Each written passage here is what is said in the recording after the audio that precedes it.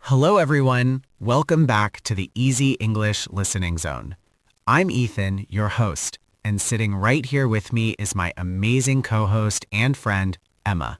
Hey, Ethan, and a big warm hello to everyone listening. We are genuinely so excited to have you here with us today. You know, Ethan, looking at our topic today, I feel like we're about to touch on something that really hits home for a lot of people. If you are someone who struggles with thinking in English, then honestly, this episode was written just for you. That's right, Emma. I want to ask our listeners a question, and I want you to be honest with yourself. Have you ever found yourself in a conversation and you have this great idea, but you find yourself frantically translating every single word in your head before you can speak it? It really slows you down, doesn't it? Exactly. It's that feeling of being stuck. Many English learners face this exact problem. They think in their native language first, construct the sentence there, and then try to translate it into English. And the saddest part, by the time they are finally ready to speak, the moment has passed. The conversation has moved on, and you're left holding on to that sentence. It's frustrating, right? But here is the promise we want to make to you today. Don't worry. In this episode, we are going to show you how to train your brain to think directly in English, just like a native speaker does. And trust me on this, once you flip that switch and start thinking in English, everything becomes easier. Speaking, listening, and even writing just flow better. It really does change everything. So if you have ever wondered how to stop that exhausting translation process and start thinking in English naturally, stay with us. We've got some powerful techniques to share. But Ethan, before we get to the how, let's dive into the why. Let's start with the big question. Why is thinking in English actually so critical for learners? That is a great question, Emma. I think a lot of people view it as just a nice-to-have skill, but it's actually essential. The truth is, if you always think in your native language first and then translate, you will never truly be able to speak fluently. It's about the mechanics of your brain, isn't it? Exactly. It creates a delay. Think about it. Your brain is working twice as hard. First, it forms a sentence in your native language. Then it has to scramble to find the right English words to match it. And here's the kicker.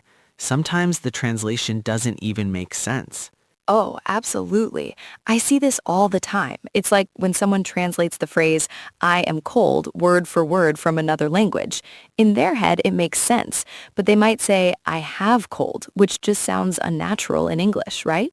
Right. It's a small difference, but it marks you as a learner immediately. And that is why thinking in English helps so much. It trains your brain to form sentences the way native speakers do, without getting stuck in that translation mud. And Emma, let's talk about the emotional side of this. Let's talk about confidence. Yes, let's, because that is where so many people struggle. When you start thinking in English, you immediately feel more confident because the words come to you faster. You aren't standing there pausing for long, awkward seconds while you translate in your head. You just respond. It becomes natural and smooth. And there is another huge benefit that people often overlook. It drastically improves your listening skills.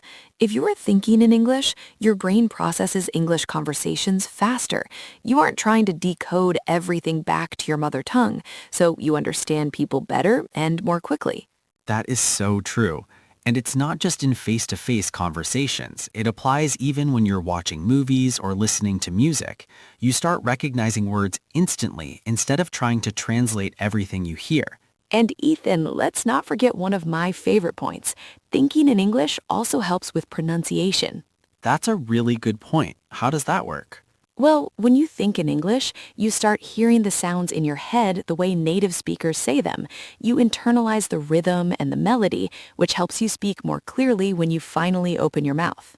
So, just to summarize for everyone listening, thinking in English helps you speak faster, it boosts your confidence, it improves your listening skills, and it even makes your pronunciation better.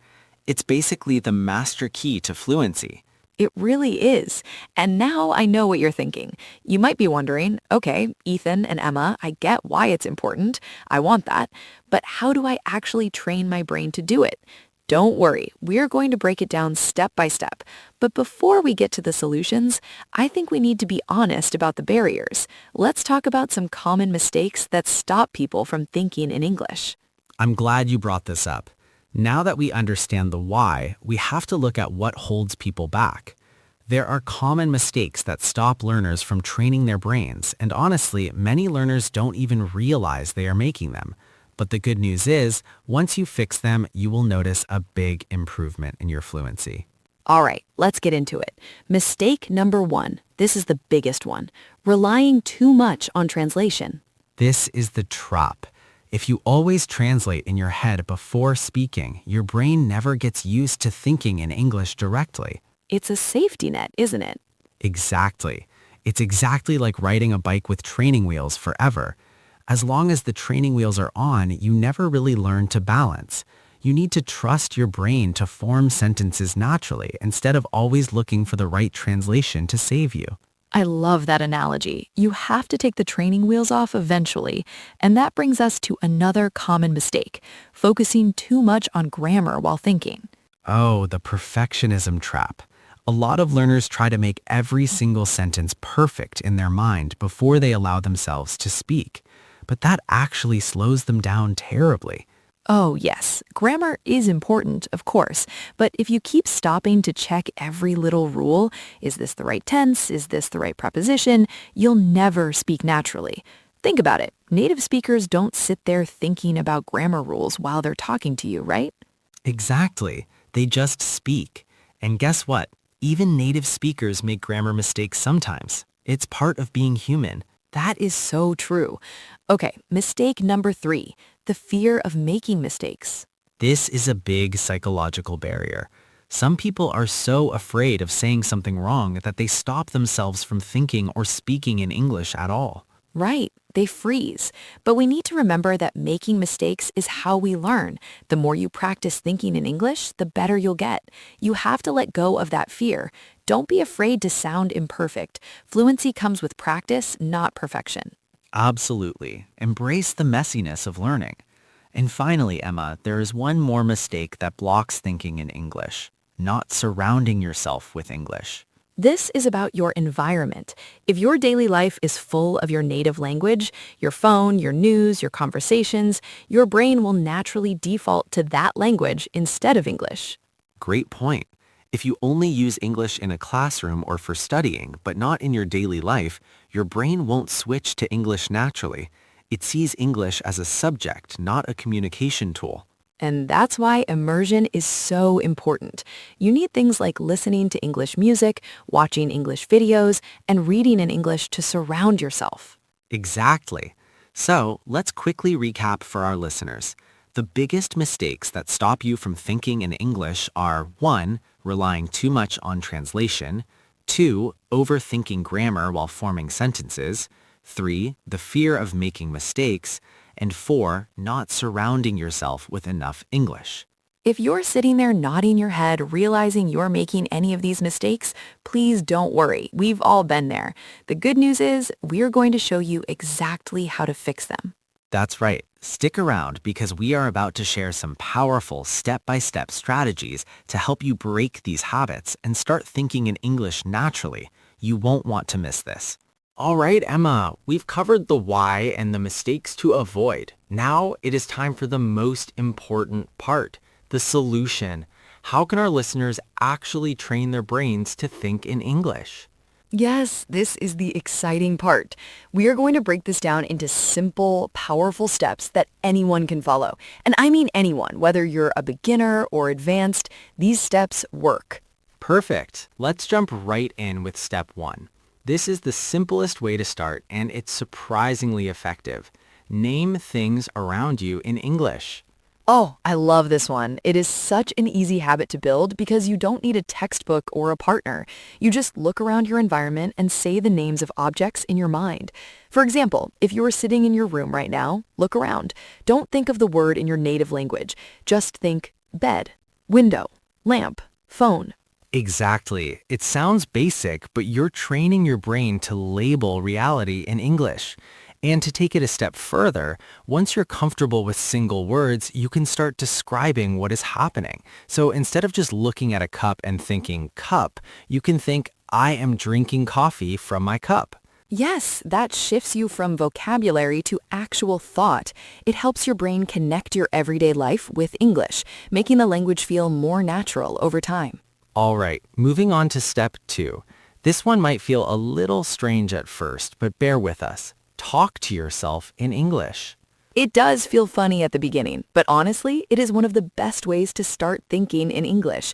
You can do this anywhere, when you're cooking, getting dressed in the morning, or just walking outside. Just describe what you are doing in simple English. You might think, I'm putting on my shoes, or it's a sunny day. And the beauty of this, Emma, is the safety of it. There is absolutely no pressure because you are just talking to yourself. Exactly. If you're worried about making mistakes, don't be. No one is listening. It's just you privately training your brain to use English naturally. It's your safe space to experiment. That is so important, removing the pressure. Now, step 3 is a bit more technical, but it makes a massive difference. You need to change your tools. Specifically, use an English to English dictionary.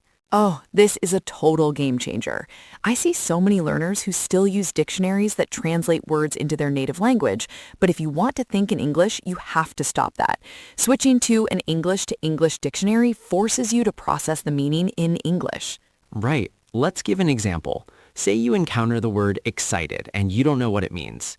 Instead of translating it to your native language, you look it up in an English dictionary. It will say something like feeling very happy and eager. See what happens there? Your brain connects the new word excited directly to the concept of happy and eager, all in English. You aren't routing it through another language. Exactly. It builds those neural pathways directly, and it improves your vocabulary naturally, too. Okay, step 4. This is for everyone who feels overwhelmed. Think in simple sentences first. This is crucial. Many learners try to run before they can walk. They try to think in complex, poetic sentences too soon, and then they feel stuck and frustrated. You have to give yourself permission to be simple. Start with short thoughts. Right. So instead of thinking a complex sentence like, I should go to the store because I need to buy some vegetables for dinner, just script it down. Start with, I need vegetables. I need vegetables. It's direct, it's English, and it works. Once you get comfortable with the simple stuff, your sentences will naturally get longer and more complex over time, but don't force it at the start. Patience is key. Now let's move on to step 5. This is my personal favorite. Have an English inner voice. I love this concept. We all have that little voice in our heads that narrates our day. The goal is to switch that voice over to English. Try to have a little conversation in English in your head. For example, if you're planning your day, think, what should I do first? Maybe I'll start with breakfast. Yes, it's like turning your private thoughts into an English dialogue. It's one of the fastest ways to start thinking in English without extra effort because you're thinking anyway, you're just changing the channel. And you can even ask yourself questions in English. Ask yourself, how do I feel today? Or what should I wear? It turns your brain into an English-speaking environment. Speaking of environment, that brings us to step 6. Surround yourself with English. This is the glue that holds it all together. The more you expose yourself to English, the more it naturally becomes. Listen to English podcasts, watch English videos, and read books or articles in English. That's right. It's about immersion. The more English you hear, the more your brain starts thinking in English automatically. It starts to mimic what it hears. So let's quickly recap these 6 powerful steps to train your brain to think in English. 1. Name things around you in English. 2. Talk to yourself in English. 3. Use an English to English dictionary. 4. Think in simple sentences first. 5. Have an English inner voice. And 6. Surround yourself with English. These steps will help you stop translating and start thinking in English naturally. And the best part, you can start practicing these today, literally right now. Absolutely. But Emma, knowing the steps is one thing, making them a habit is another. Up next, we are going to talk about the specific daily exercises you can do to make thinking in English a permanent part of your life. All right, Emma. We've talked about the strategies, the 6 steps to start thinking in English, but now let's take it one step further. How can learners practice this every single day and actually make it a habit? Yes, because just knowing the techniques isn't enough, right? You need to practice consistently to really train your brain to think in English naturally. It's like going to the gym. You can't just go once. Exactly. So let's share some simple daily exercises that will help our listeners develop this skill. First up, start and end your day with English thoughts. This sets the tone for your whole day. The moment you wake up, while you're still in bed, try to describe your plans for the day in English. Right. Instead of thinking in your native language, say in your mind, today is Monday. I have a meeting at 10 a.m. I will have lunch with my friend. And then at night, do the same thing in reverse. Review your day in English before sleeping. Ask yourself, what did I do today? Did I enjoy it? This helps your brain switch to English mode at the crucial beginning and end points of your day. The second daily practice is a challenge. Set a no translation rule for at least 30 minutes a day. Oh, I love a good challenge. For those 30 minutes, force yourself to only think in English. No translating allowed. It might be difficult at first. You might feel tongue-tied in your own head, but even if you struggle, just try. The more you practice, the easier it gets. Next, try to talk to yourself aloud for a few minutes every day. Right, just like we mentioned earlier. Describe what you're doing. You can say, I'm making tea. It smells so good. I will drink it while reading a book. The key is to make English part of your daily routine, even if no one is around to listen. Another great way to practice is to use English while doing simple, automatic activities like cooking, driving, or exercising. Yes, instead of letting your mind wander in your native language, focus on thinking in English. If you're going for a walk, think, the weather is nice today. The sky is blue. I feel relaxed. And finally, keep a simple English journal. Write down your thoughts, what happens during your day, or even your goals, all in English. This is such a great way to track your progress. And please don't worry about grammar when you do this. Just focus on expressing yourself in English.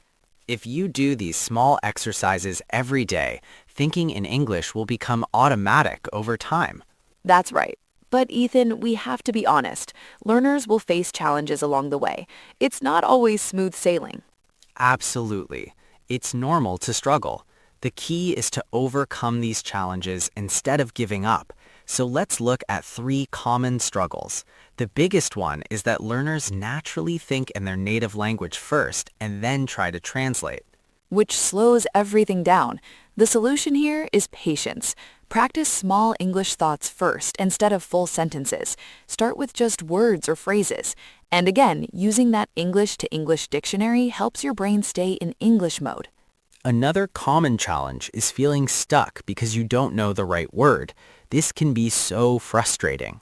It happens to everyone, even native speakers sometimes. But instead of stopping completely, try to describe the word you need using simple English. For example, if you forget the word refrigerator, you can just think, a cold box where I keep food. That's a great tip. Keep the flow going. And finally, the toughest challenge, losing motivation because you feel like you aren't making progress. Yes, progress feels slow sometimes. The solution is to track it. Keep that journal, record your voice, or talk to yourself in the mirror. A few weeks later, you'll look back and see the difference.